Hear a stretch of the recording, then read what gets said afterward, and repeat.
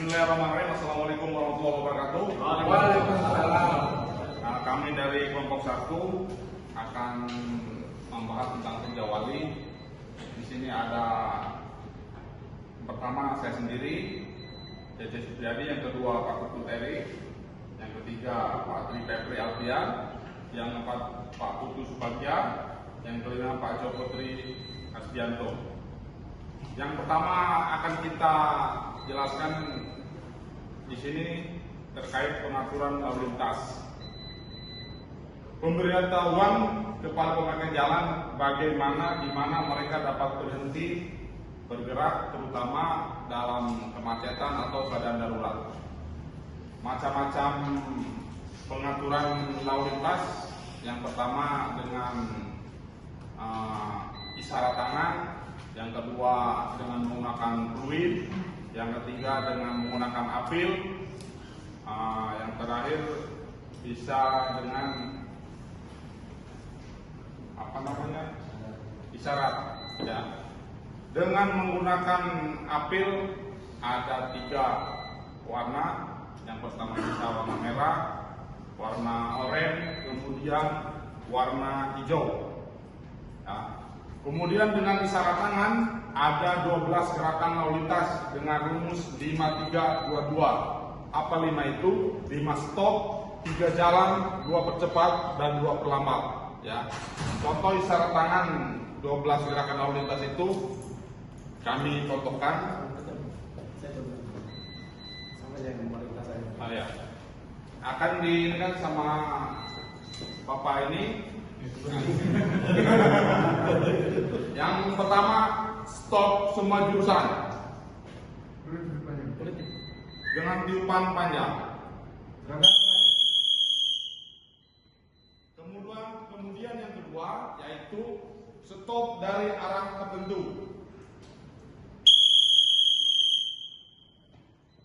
Yang ketiga, stop dari arah depan petugas. Kemudian yang keempat, stop dari arah belakang petugas. Yang kelima, stop dari arah depan dan dari arah belakang petugas.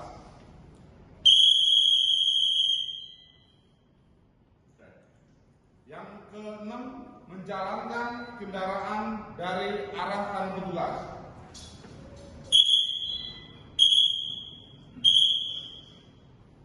Yang ketujuh, menjalankan dari arah kiri petugas. Yang kedelapan, menjalankan kendaraan dari arah kanan dan arah kiri petugas.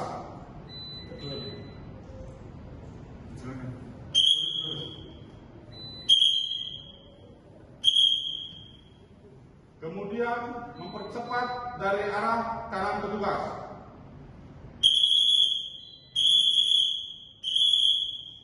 Kemudian mempercepat dari arah kiri petugas.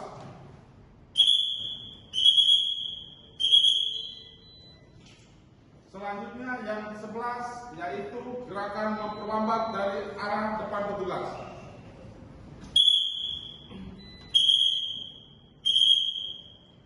Yang terakhir yang ke-12 yaitu memperlambat dari arah kiri petugas.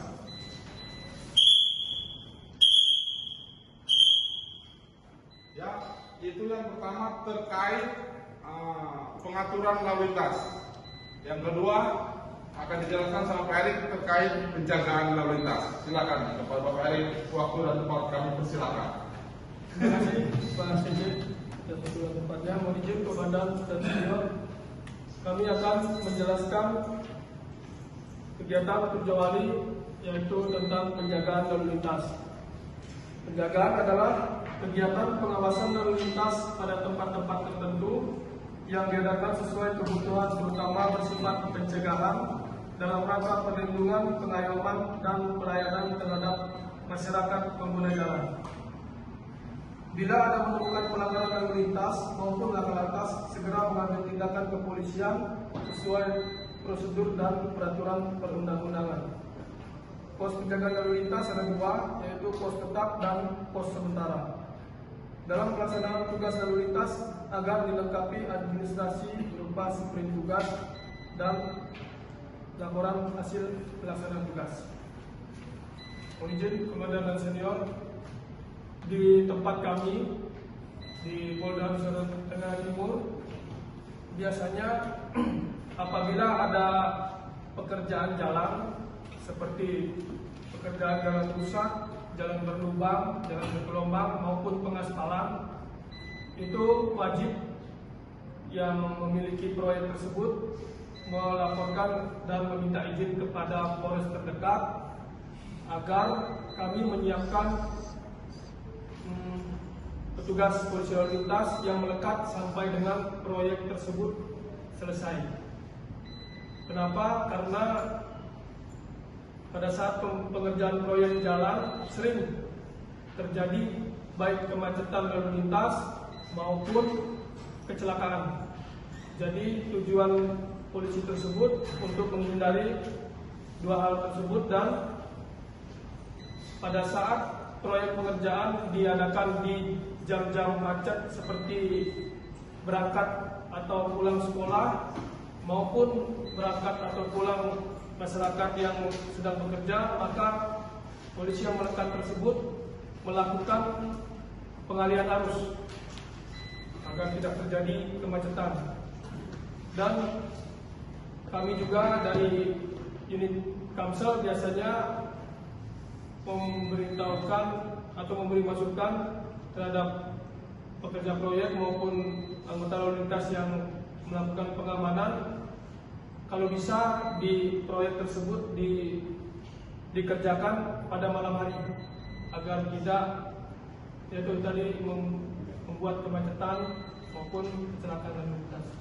Mungkin dari kami tentang penjagaan cukup demikian. Selanjutnya akan dilanjutkan dengan kami Bapak Hasbi. Waktu dan tempat kami persilakan. Baik, terima kasih. Kami akan menjelaskan terkait dengan pengawalan. Itu pengawalan merupakan penyelenggaraan pengamanan figura di jalan untuk menjaga keselamatan jiwa manusia maupun barang. Di sini ada yaitu proses permohonan untuk pengawalan, pertama permohonan resmi maupun urgensi, karena pertimbangan urgensi. Terkait dengan permohonan resmi, nanti masyarakat bisa datang ke kantor polisi, kemudian nanti menyerahkan permohonan surat pengawalan, kemudian nanti menjelaskan terkait dengan urgensinya apa. Nanti di situ kita akan evaluasi, kita akan analisa untuk tingkat urgensi atau kepentingan seseorang tersebut untuk kita kawal. Nanti setelah kita analisa, kita evaluasi bahwa objek tersebut benar-benar pengawalan, baru nanti kita akan lakukan sprint untuk melaksanakan pengawalan. Kemudian untuk urgensi, karena keterburuan dan harus segera untuk kita kawal, nanti bisa masyarakat datang ke pos polisi terdekat. Ya. Kita datang ke pos polisi terdekat, kemudian bertemu dengan petugas, nanti kita akan memberikan pengawalan. Contohnya terkait dengan orang sakit, kemudian karena menyangkut kecelakaan misalkan, nanti kita akan dokumentasi, kemudian dokumentasi itu akan kita laporkan ke pimpinan. Jadi seperti itu. Terima kasih. Nanti selanjutnya untuk pengawalan, kemudian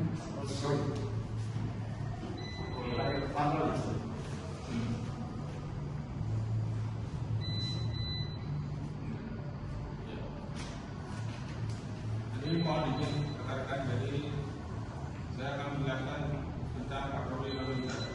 Jadi patroli di sini dalam pelaksanaan patroli sebelumnya kita dibekali dengan surat perintah tugas. Surat perintah tugas itulah kita akan melaksanakan patroli sesuai dengan yang sudah ditentukan. Dan patroli di sini dimaksudkan untuk menjaga dan melaksanakan pengamanan apabila ada di suatu tempat terjadi suatu kemacetan ataupun terjadi hambatan-hambatan di jalan. Mungkin ada pohon tumbang atau kecelakaan, kita akan bergerak ke sana. Dan di samping itu juga untuk patroli yang kita ini ada patroli dalam kota maupun patroli di luar kota. Dan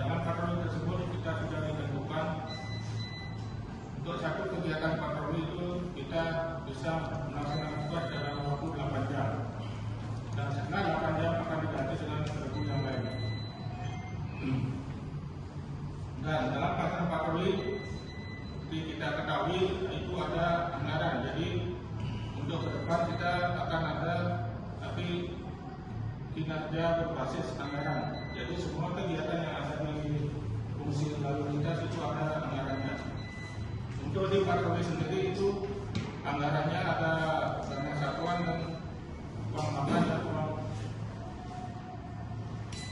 uang saku dan dana satuan, dan itu besarannya masing-masing ditentukan sesuai dengan daerah masing-masing, dan itu kita bisa lihat kepada norma indeks.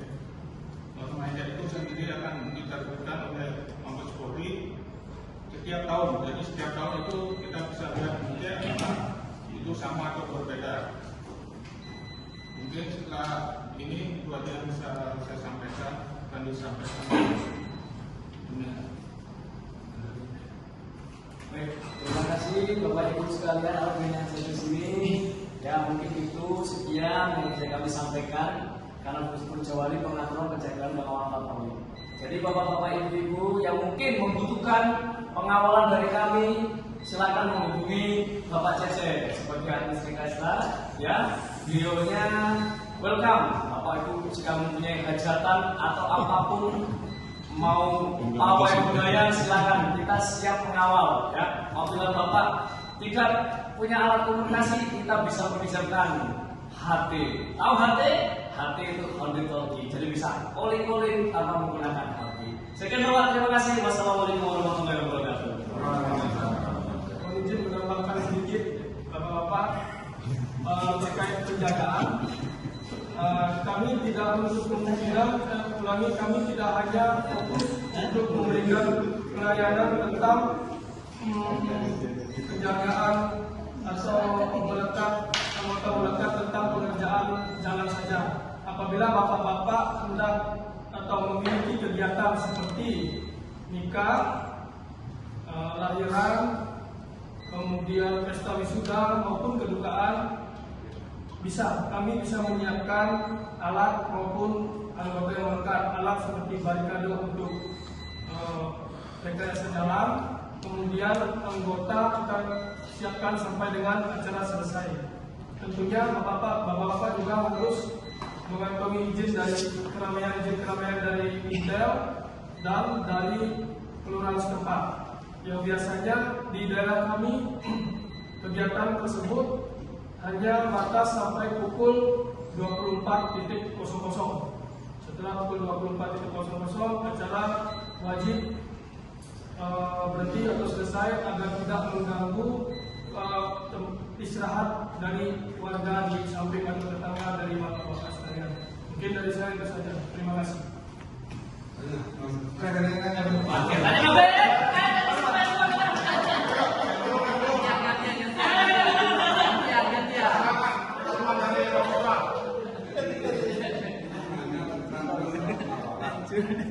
Jadi tadi kan disebutkan masalah pengawalan ya Bang. Jadi pada saat kita ini misalnya mengawal pejabat ya.